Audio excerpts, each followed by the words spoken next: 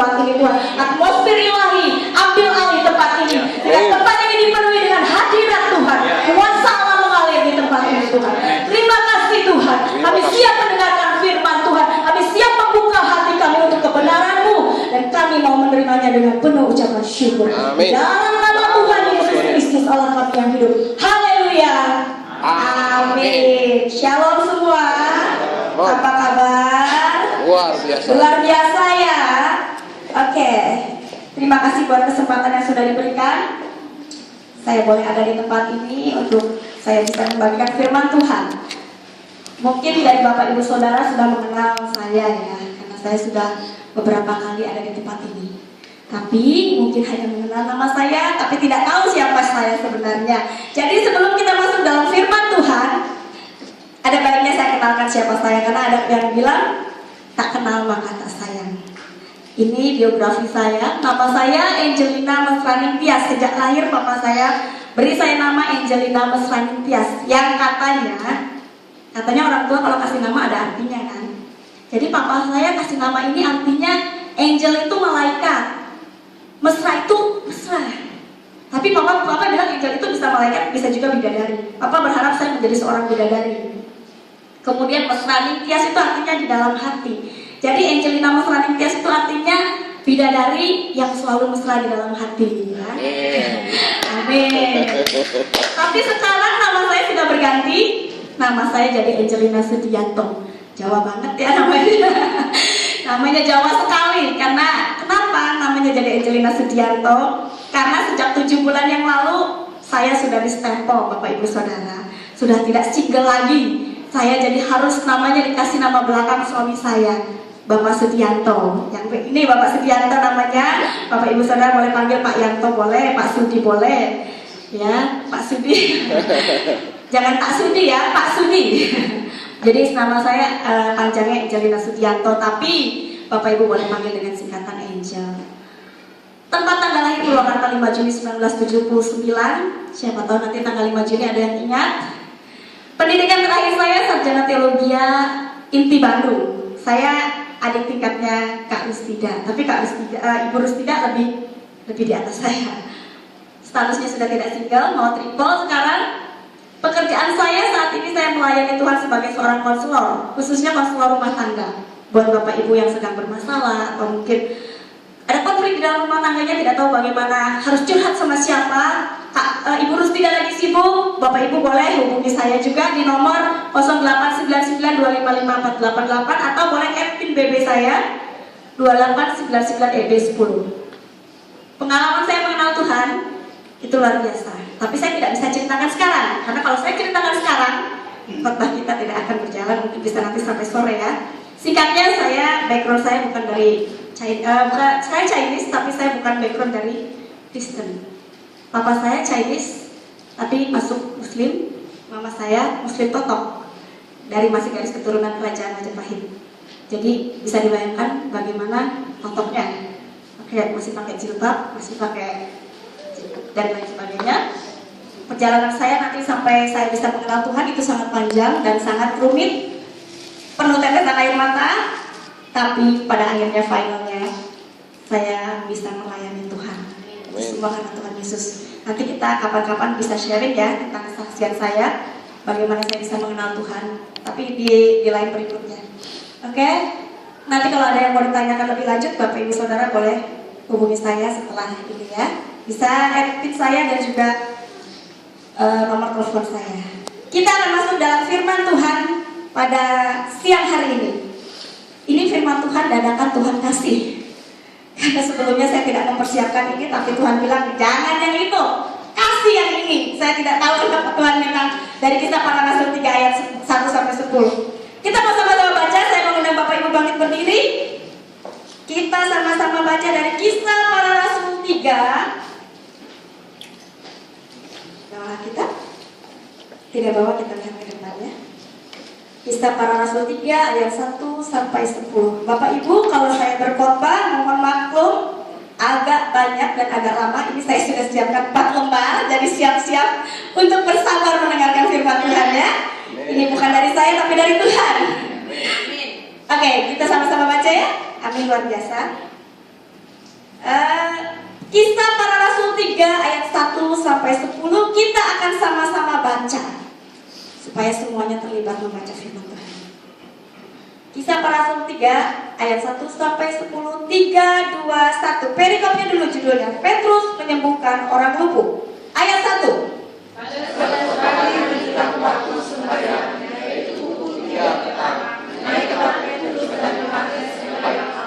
Ayat 2. Di situ ada seorang laki-laki yang lumpuh sejak lahirnya, sehingga dia harus diusung.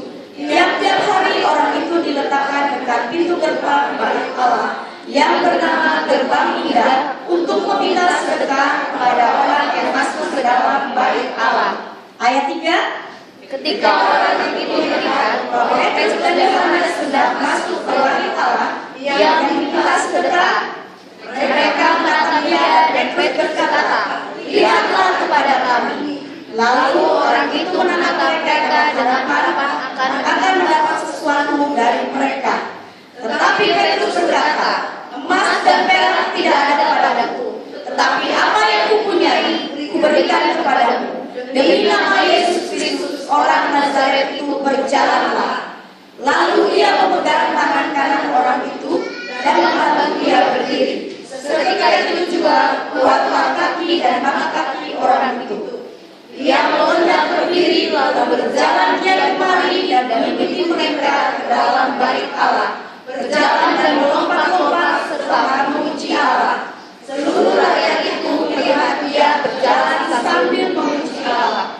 Lalu mereka mengenal dia sebagai orang yang biasanya duduk meminta sedekah di dalam bait Allah, sehingga mereka takjub dan tercengang tentang apa yang telah terjadi padanya. Amin. Demikianlah firman Tuhan. Silakan Bapak Ibu duduk kembali.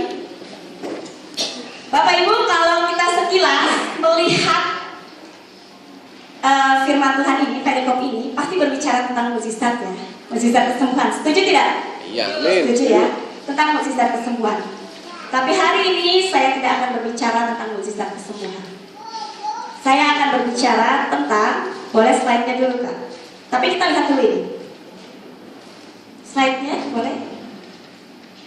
Sebelum sampai slide ini ditayangkan, saya mau tanya, di sini semua sudah Kristen kan? Siapa di sini yang semua sudah Kristen? Sudah pasti semua ya. Yang sudah lahir baru? Amin. Ayo. Ada yang begini. Lahir barunya masih setengah-setengah ya. Oke, nanti saya akan jelaskan siapa yang Kristen dan siapa yang lahir baru ya. Bapak Ibu kenal orang yang ada di depan ini? Oh, kenal. Wah.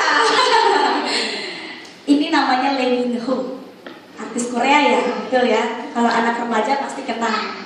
Dia artis yang cukup digandrungi. Lee Min Ho ini dulu wajah aslinya seperti itu, Bapak Ibu. Ya. Tapi setelah entah bagaimana caranya, tiba-tiba dia bisa berubah. Before dan afternya. Dulunya begitu, hitam, kulitnya hitam, matanya nggak terlalu sipit. Kemudian dia bisa afternya dia menjadi seperti ini. Ya, before dan after. Suami saya lebih mirip yang mana? Before atau after ya? Coba pikirannya pilih. Oke, Lee Min Ho ya. Jadi Lee Min Ho itu ada artis terkenal dulu wajahnya seperti itu. Dan ini satunya lagi pasti ibu kenal, bapak ibu kenal. Aurel Hermansyah. Ada yang kenal kan? Pasti semua kenal ya, pasti. Gak kenal? Aurel. Ada tulisan di sana penampilan lamanya. Dan keduanya penampilan barunya. Berbeda sekali ya Bapak Ibu. Dulunya gemuk dan seperti itu, tiba-tiba sekarang setelah dia berubah ada penampilan baru. Ya. Nah, jadi ternyata dari Lee Min Ho dan Aurel before dan afternya berbeda kan? Sebelum dan sesudah. Sebelumnya kurang begitu bagus, tapi setelahnya dia menjadi lebih bagus, betul tidak? Ada nggak yang sebelumnya bagus, setelahnya jadi tidak lebih bagus? Nah, biasanya jarang ya. Biasanya before-nya itu kurang bagus, after-nya lebih bagus kan? Jadi ada perubahan ya dari yang sebelum dan sesudah. Oke, kita mau masuk dalam firman Tuhan. Ini tema yang akan saya bawakan, yaitu ubah gaya hidupmu. Sekali lagi, temanya adalah ubah gaya hidupmu. Kenapa harus diubah? Kenapa ya? Jadi saudara begini, hari ini kita akan berbicara tentang perubahan. Ada before dan ada juga after. Ada sebelum dan ada sesudah. Kalau sebelum dan sesudah berarti ada proses yang terjadi. Proses ini yang kita sebut perubahan. Tapi kenapa saya berbicara mengenai ubah gaya hidup? Bapak Ibu, ketika kita hidup di dalam Tuhan, saat Bapak Ibu memutuskan untuk menjadi pengikut Yesus, ketika Bapak Ibu bilang, aku menetapkan hidupku Tuhan untuk menjadi pengikut Tuhan, kira-kira ada sesuatu proses yang harus terjadi? Harus ada proses yang terjadi. Prosesnya adalah before, after. Before, sebelum kita mengenal Tuhan, dan after, setelah kita mengenal Tuhan.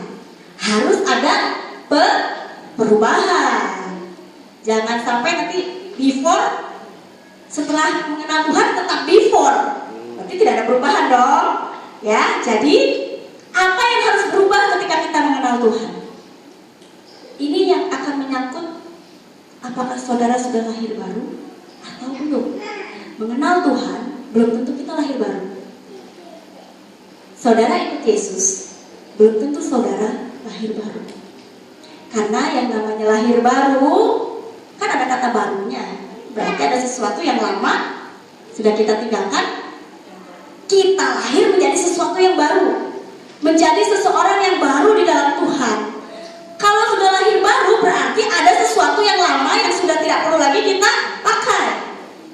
Kita harus pakai sesuatu yang baru. Itu namanya perubahan. Perubahan gaya hidup. Gaya hidup apa yang harus berubah ketika kita mengenal Tuhan? Apa yang harus berubah saat kita hidup dan memutuskan untuk menjadi pengikut Tuhan Yesus? Saudara, kita belajar dari kisah para rasul ini. Saya juga bercerita tentang diri saya, Bapak Ibu Saudara. Sebelum saya mengenal Tuhan, saya adalah orang yang sangat membenci kekristenan. Karena saya hidup dari keluarga yang dicekokin tentang Kristen itu pasti masuk neraka. Orang Kristen itu gak bakalan masuk surga. Kamu kalau jadi orang Kristen, kamu tidak akan ketemu mama papa di surga. Itu paradigma mereka ya, itu pemikiran mereka. Jadi saya punya kehidupan yang berpikir bahwa orang Kristen itu bad, ya, bad itu jelek. Saya tidak mau jadi orang Kristen, saya tidak mau jadi pengikut Kristus. Oke, itu pemikiran lama saya. Kemudian saat saya belum mengenal Kristus, saya juga hidup tidak seperti saya sekarang. Kenapa? Dulu saya orangnya emosional, Bapak Ibu. Saya orangnya pemarah loh. Untung ketemu suami saya juga bukan pemarah ya. Puji Tuhan, kalau enggak kasihan suami saya. Dulu saya orangnya sangat pemarah. Saya orangnya super jealous. Karena saya dilahirkan dari keluarga yang broken home, papa mama. Saya dibesarkan dari keluarga yang saya ada ketertolakan dalam hidup saya. Jadi otomatis saya besar menjadi anak yang rasa cemburunya sangat besar. Ketika saya memiliki sesuatu, saya tidak ingin orang lain memilikinya, kecuali saya. Saya punya karakter yang seperti itu, Bapak Ibu. Jadi kalau saya sudah marah, sesuatu yang saya mau dan itu diambil orang, saya akan dengan berbagai cara harus saya dapatkan itu. Itu sebelum saya lahir baru ya. Dan ada banyak hal-hal yang terjadi dalam hidup saya yang tidak mencerminkan karakter Kristus.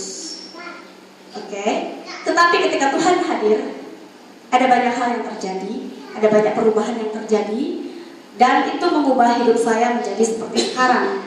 Tetapi perubahan itu ternyata ada 4 hal yang harus kita ubah, yang sangat penting untuk kita ubah ketika kita hidup dan lahir baru di dalam Kristus. Apa saja? Kita akan lihat dari ayat 1 sampai 6.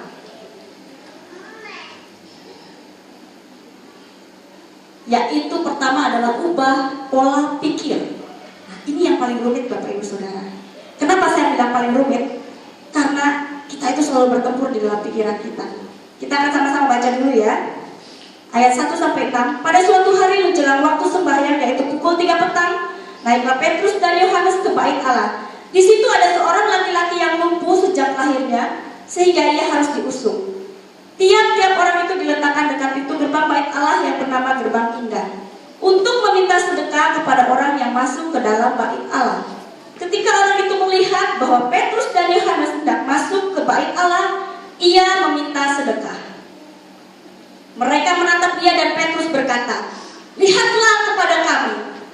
Lalu orang itu menatap mereka dengan harapan akan mendapat sesuatu dari mereka.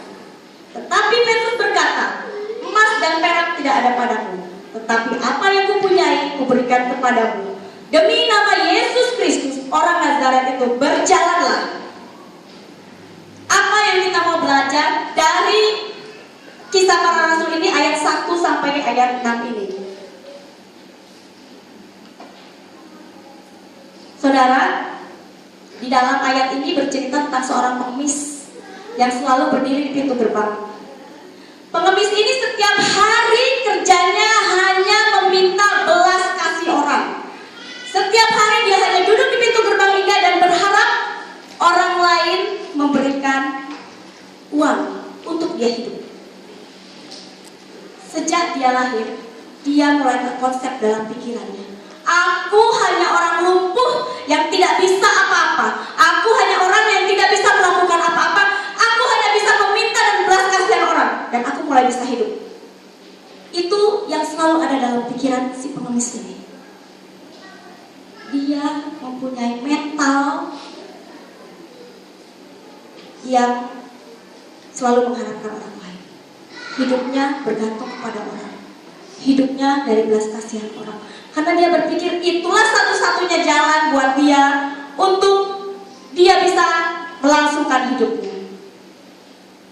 Jadi pola pikir si pengemis ini sejak lahir tidak berubah. Pola pikir pemenang bukan? Bukan ya. Bukan pola pikir pemenang. Karena dia selalu berpikir, Tuhan, aku tuh gak bisa apa-apa. Aku cuma bisanya begini-begini. Ya udahlah Tuhan, hidupku ya cuma begini. Dia selalu berpikir seperti itu. Begitu juga dengan kita. Meskipun kita sudah mengenal Tuhan. Saudara mungkin masuk Kristen sejak kecil ya. Mungkin sudah mengenal Tuhan Yesus sejak kecil. Tapi mental kita tidak berubah. Hidup kita selalu mengandalkan orang lain. Hidup kita tidak bergantung pada Tuhan. Padahal kita sudah tahu Yesus, sudah mengenal Yesus. Tapi kita belum lahir baru. Kita mengenal Tuhan, tapi hidup kita belum lahir baru. Mental kita masih berpikir bahwa kita tidak bisa apa-apa. Minggu lalu Ibu Rustida sudah menyampaikan firman Tuhan tentang gembalaku yang baik. Bapak Ibu Saudara, seharusnya ketika kita sudah berubah, kita sudah ada di dalam Tuhan, kita harus percaya bahwa firman Tuhan itu adalah firman Tuhan yang hidup. Bahwa ketika Allah berkata, aku adalah gembala yang baik, takkan kekurangan aku, percaya itu. Ubah mental kita. Tuhan sudah membawa kita ke dalam kemenangan. Kita semua yang ada di tempat ini adalah umat pemenang, Bapak Ibu. Jangan salah, bersyukur Bapak Ibu Saudara sudah mengenal Tuhan Yesus. Karena Bapak Ibu Saudara sudah dipilih Tuhan untuk menjadi ahli waris kerajaan surga. Tapi kenyataannya kita tetap berpikir kita bukan ahli waris kerajaan surga. Kita berpikir kita hanya anak-anak lemah. Kita hanya berpikir kita bukan anak-anak pemenang. Jadi ketika masalah datang, ketika banyak himpitan terjadi, Bapak Ibu Saudara give up. Mulai berpikir, aku tidak bisa apa-apa Tuhan. Sudahlah, ini masalahku terlalu berat. Aku menyerah, aku lari. Aku tanya saja ke Gunung Kawi, kemana, ke gunung ini, ke gunung itu, atau tanya orang ini itu dan sebagainya. Kita tidak mengandalkan Tuhan. Jadi, hal pertama yang harus kita lakukan ketika kita mengenal Tuhan, ketika kita memutuskan untuk hidup di dalam Tuhan, lahir baru, ubah cara pandang kita tentang Allah. Ubah pola pikir kita. Kita adalah anak-anak pemenang. Tuhan sudah tetapkan kita untuk menjadi pemenang, bukan orang yang dikalahkan. Ingat, setiap masalah yang kita hadapi tidak pernah melebihi dari kekuatan kita. Tuhan selalu berikan kekuatan. Itu nilai plus kita sebagai anak Tuhan ya. Saya ada cerita mengenai, jadi begini, ada sebuah ilustrasi. Ada seekor anak Raja Wali. Anak Raja Wali ini sejak kecil dimasukkan ke dalam sarang, kalau kandang ayam ya, di dalam. Kemudian dia hidup di situ bersama anak-anak ayam yang lainnya. Seekor burung Raja Wali, anak burung Raja Wali ini hidup bersama anak-anak ayam, hidup dengan induk ayam. Dia mengikuti induk ayam ini kemanapun induk ayam ini pergi, beserta saudara-saudaranya yang lain. Anak ayam, induk ayam ini mematuk-matuk, dia ikut mematuk-matuk.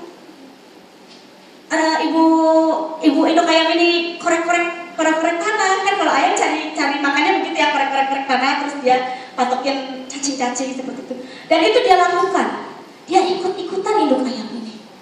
Sampai suatu ketika burung Raja Wali ini, anak burung Raja Wali ini mulai melihat, wow, itu ada apa ya? Binatang apa ya yang bisa terbang seperti itu? Dia melihat sekumpulan Raja Wali sedang terbang di atas. Andaikan aku bisa terbang, tapi aku tidak bisa terbang. Dan dia selalu berpikir, wow, aku tidak bisa seperti mereka yang naik terbang di atas. Bapak Ibu, tahu tidak? Kenapa burung Raja Wali itu tidak bisa? Karena mentalnya sudah berpikir kalau dia itu anak ayam. Coba kalau dia tahu dia itu anak Raja Wali, dia pasti berusaha untuk terbang. Karena dia sudah dikasih kapasitas untuk terbang. Tuhan kasih kemampuan burung Raja Wali itu untuk terbang bebas ke atas kan? Tapi karena dia sejak kecil hidup dengan lingkungan yang mengatakan, oh saya ini cuma anak ayam yang kerjanya tiap hari cuma mengorek-korek tanah dan matuk-matuk cacing-cacing. Saya tidak bisa terbang seperti burung itu. Kenapa? Ya itu, karena mentalnya, pola pikirnya tidak berubah. Dia berpikir, saya ini ayam, saya nggak bisa terbang. Padahal sebenarnya dia anak Raja Wali. Nah, seperti itulah gambaran kita.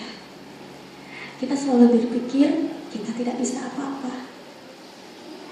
Kita cuma segini-gini aja. Ya sudahlah Tuhan, aku cuma begini. Padahal umat Tuhan, kalian semua dikasih kapasitas lebih. Ada kuasa yang Tuhan berikan untuk kalian. Kalian bisa menyembuhkan. Kalian diberi kuasa untuk mengurapi orang sakit dan orang sakit itu sembuh. Kalian diberi kuasa untuk mengusir setan-setan. Kalian punya kuasa yang sama seperti yang Tuhan berikan kepada Ibu Rustida. Itu kuasa yang sama sebagai anak-anak Allah. Ya, jadi jangan pernah menyerah. Apapun yang terjadi dalam hidup saudara, ingat, saudara adalah burung Raja Wali, bukan ayam. Sekali lagi, hal yang harus kita ubah ketika kita menjadi pengikut Tuhan adalah ubah pola pikir kita. Yang kedua, ubah perilaku. Ini juga hal yang sangat sulit ya Bapak Ibu, coba lihat.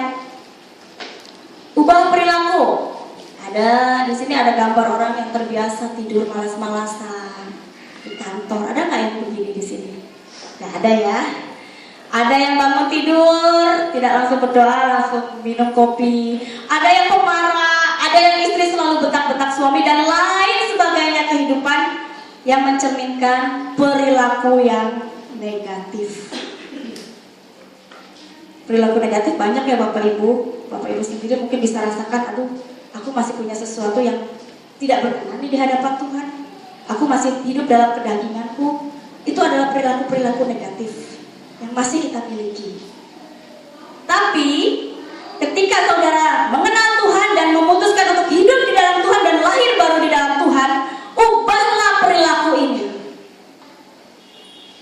Karena perilaku ini tidak mencerminkan buah roh dan juga tidak mencerminkan kehidupan di dalam roh. Sama seperti yang terjadi ketika pengemis ini. Tapi kalau pengemis ini berbicara tentang ketika dia sudah mengenal Tuhan. Ketika Petrus mengenalkan Tuhan kepada dia, ada sesuatu yang terjadi atas pengemis ini. Yang tadinya dia cuma meminta-minta, yang tadinya dia hanya meminta belas kasihan orang, yang tadinya dia berpikir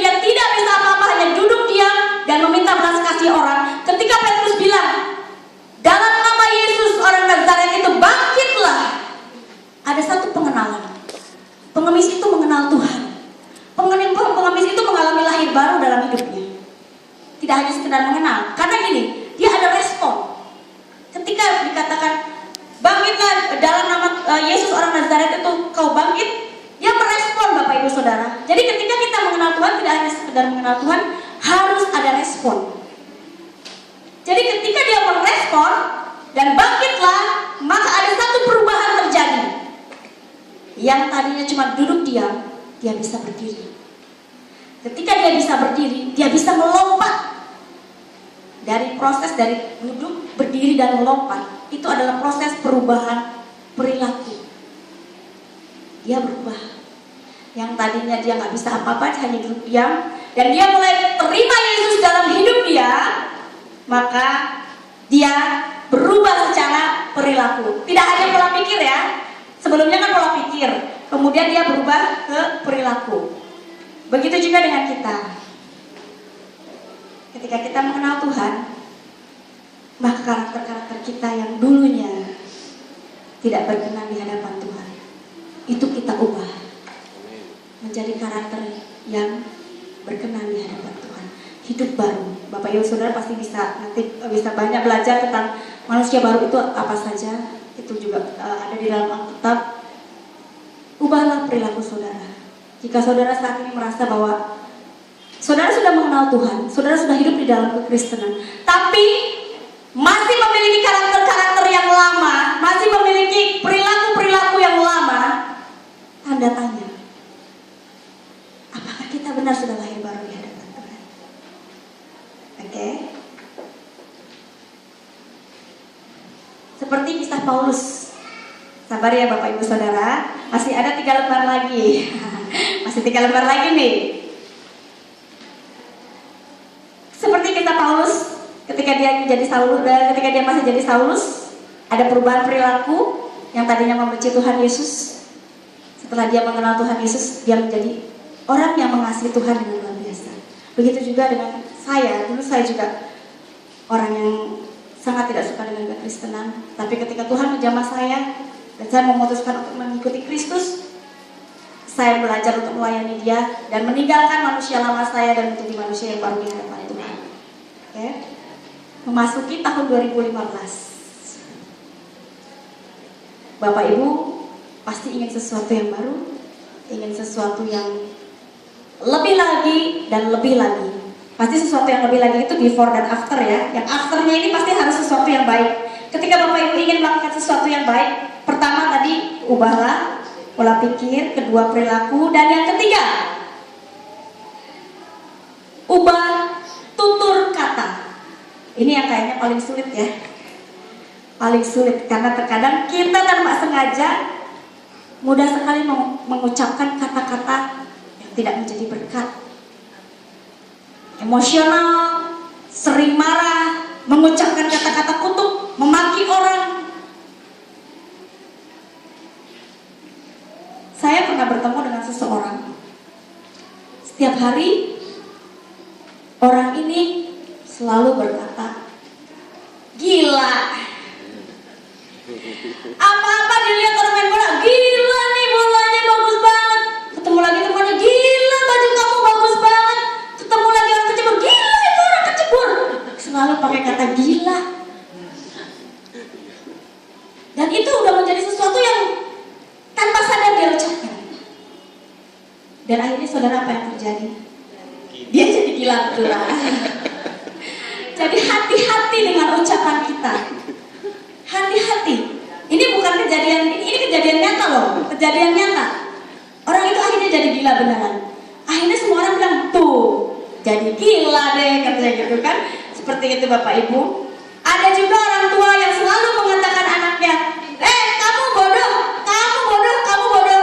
Begitu besar, anak itu menjadi anak yang bodoh. Bapak Ibu, ternyata itulah kuatnya kuasa kata-kata kita sebagai orang Kristen ya. Jadi ketika Bapak Ibu mengenal Tuhan, ketika Bapak Ibu memutuskan untuk menjadi pengikut Yesus, ubah tutur kata.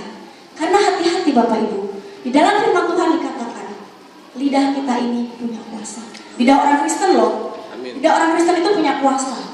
Dari mulut keluar berkat, dari mulut keluar kutuk.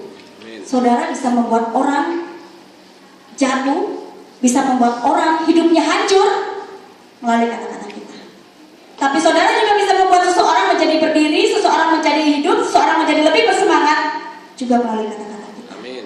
Ya, jadi hati-hati. Ketika kita mengutuk orang, itu terjadi loh.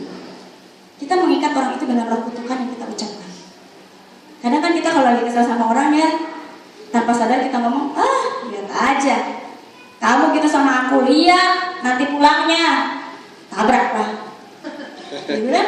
Kadang tanpa sadar loh, ketika kita lagi clash sama orang, lagi sebel sama orang, pasti ngomong begitu kan, tabrak lah. Masih mending kita ketabraknya beca kan. Nah kalau tiba-tiba ketabraknya mobil atau motor, karena saya dulu pernah begitu Bapak Ibu. Dulu saya tidak sadar kalau ucapan saya ini punya kuasa. Jadi waktu itu saya pernah bertengkar dengan teman kantor. Saya dengan begitu dia keluar pintu saya bilang, lihat aja, tabrak deh, gitu kan. Karena saya kesal sama teman kantor saya ini. Jadi saya tanpa sadar mengucapkan kata-kata itu karena emosi. Jadi saya bilang, lihat aja, pulang ketabrak. Ternyata apa yang terjadi? Dia benar ketabrak motor. Waktu dia ketabrak motor, saya kaget. Si bapak ini ketabrak motor loh. Kapan? Tadi pulang kerja. Tapi saya pikir gini, itu paling kebetulan. Jadi saya nggak sadar kalau itu sebenarnya perkataan kita mengandung kutuk buat orang lain. Kedua kalinya, saya berantem lagi dengan teman yang lain. Lalu saya bilang gini, bener nggak sih mulut saya ini ada kuasa? Jadi saya uji Bapak Ibu Saudara, ini kejadian nyata dulu saya. Jadi ketika teman saya, ini teman yang lain, teman saya ini mau pulang, saya berantem juga sama teman saya bilang, lihat aja, kamu pasti nanti kecelakaan. Ternyata benar terjadi. Waktu itu terjadi, kaget. Saya kaget, benar. Tuhan, ampuni saya. Karena apa yang saya ucapkan melukai orang lain lebih dari perkataan. Lukanya lebih dari perkataan, dia luka fisik gitu kan. Jadi saya mulai berpikir, ternyata mulut saya ini benar-benar ada kuasa. Saya harus hati-hati. Kalau nggak hati-hati, membuat orang lain menderita. Karena saya sudah coba uji. Sebenarnya nggak boleh diuji ya Bapak Ibu Saudara. Cuma waktu itu saya penasaran, jadi saya uji benar nggak sih mulut kita ada kuasa. Jadi saya lakukan itu dan ternyata itu terjadi. Sejak saat itu saya minta ampun di hadapan Tuhan dan saya mulai pakai perkataan saya untuk memberkati orang. Saya sekesal dan sebenci apapun tidak mau mengucapkan kata kutuk. Amin. Karena ternyata ketika itu terjadi, jangan berpikir begini loh Bapak Ibu. Saya udah punya kuasa, nggak apa-apa lah saya kutuk dia. Tuh nggak ada imbalan apa-apa. Tuhan nggak akan marah. Jangan salah. Kutuk itu mengikat kedua belah pihak. Dia terikat, kita juga terikat. Kita terikat dosa. Jadi jangan berpikir mentang-mentang Tuhan kasih kuasa, akhirnya kita mengutuk orang dengan seenaknya.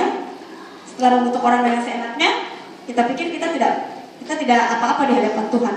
Kutuknya mengikat orang itu dan juga mengikat kita. Hati-hati dengan perkataan kita ya. Terutama Bapak Ibu Saudara yang memiliki anak, hati-hati. Jangan sampai mengucapkan kata-kata yang tidak baik untuk anak kita, juga untuk pasangan kita. Amin. Ya, jadi mulai perkatakan hal-hal yang positif dan berkenan di hadapan Tuhan. Ubah tutur kata kita, ubah perkataan kita, perkataan yang selalu mengeluarkan kata-kata kutuk, perkataan yang selalu tidak menjadi berkat buat orang lain, ubah jadi perkataan yang membangkitkan semangat. Perkataan yang membuat orang lain bangkit. Amin. Saat ini saya bergerak di bidang pelayanan konselor Bapak Ibu. Konselor itu kerjaannya apa sih? Kerjaannya cuma ngomong, ada orang datang begini-begini cerita ini, cerita itu, curhat ini itu.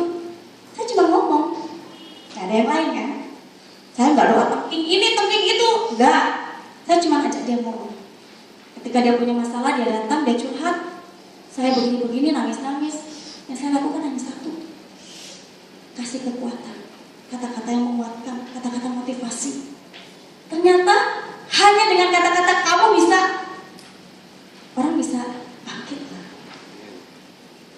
Saya punya pengalaman, ini juga satu pengalaman yang nyata, bukan pengalaman bohongan, pengalaman nyata. Saya juga dulu kan melayani sekolah minggu Bapak Ibu.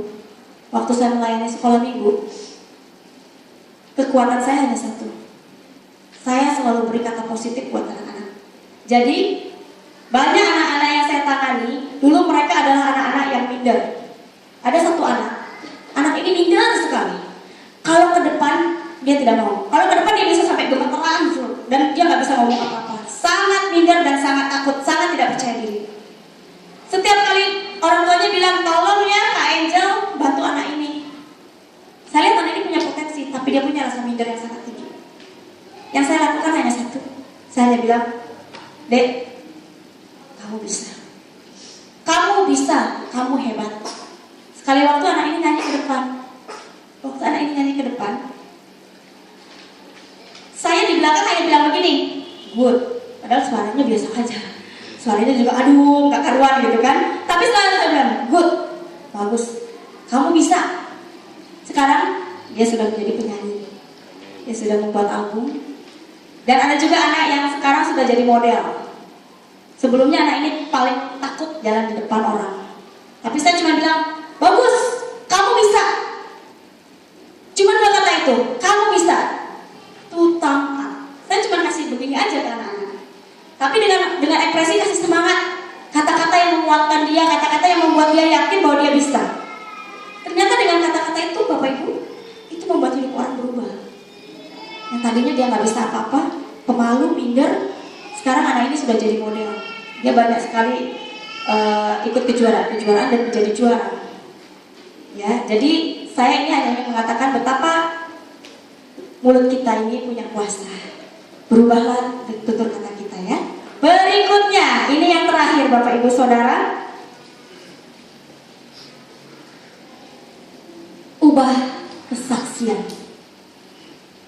Tadi yang pertama ubah pola pikir, kedua ubah perilaku, dan yang ketiga ubah tutur kata.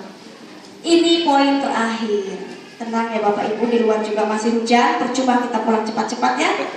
Jadi lebih baik kita di dalam dan mendengarkan firman Tuhan. Yang keempat adalah ubah kesaksian. Apa maksud dari ubah kesaksian? Ketika kita mengenal Tuhan, ada sesuatu yang berubah kan? Before, after. Ada proses perubahan. Tadi proses perubahannya adalah perubahan pola pikir. Pola pikir kita berubah. Cara pandang kita tentang Tuhan berubah. Cara kita memandang diri kita, cara kita memandang Tuhan, cara kita memandang sesama berubah. Mindset kita menjadi mindset seorang pemenang yang tahan banting, yang tidak gampang menyerah, yang selalu maju terus, yang optimis. Yang kedua, kita berubah secara perilaku. Yang tadinya perilakunya nggak baik, suka mencuri, suka ini, suka itu, sesuatu banyak hal perilaku-perilaku yang tidak baik. Ketika kita mengenal Tuhan, kita menjadi pribadi yang lebih baik. Perilakunya ya, secara karakter. Ketiga, ubah tutur kata. Jadi ketika proses perubahan dari pola pikir kita berubah, perilaku kita berubah, cara berbicara kita berubah, otomatis hidup kita juga berubah. Orang melihat kita berubah. Dulu si A kalau ketemu, aduh, ngomongnya gosip terus ya. Yang keluar kata-kata upatan, yang keluar kata-kata makian. Belum lagi kalau di jalan, waduh itu dia tangannya ambil sana, ambil sini. Tapi kok sekarang berubah ya? Setiap ketemu dia kok kita kayaknya senang ya dengarnya. Perkataannya selalu perkataan yang membuat kita semangat. Terus tingkah lakunya juga sopan. Kalau dia ngomong enak sekali ya. Oh, saudara, itu namanya kesaksian. Jadi hidup kita, orang yang tadinya menilai jelek menjadi menilai baik. Itulah namanya kesaksian. Ya, kesaksian. Sama seperti si pengemis ini dalam ayat 9-10. Seluruh rakyat itu melihat dia. Seluruh rakyat melihat dia berjalan sambil memuji Tuhan. Berarti orang melihat si pengemis ini udah berubah.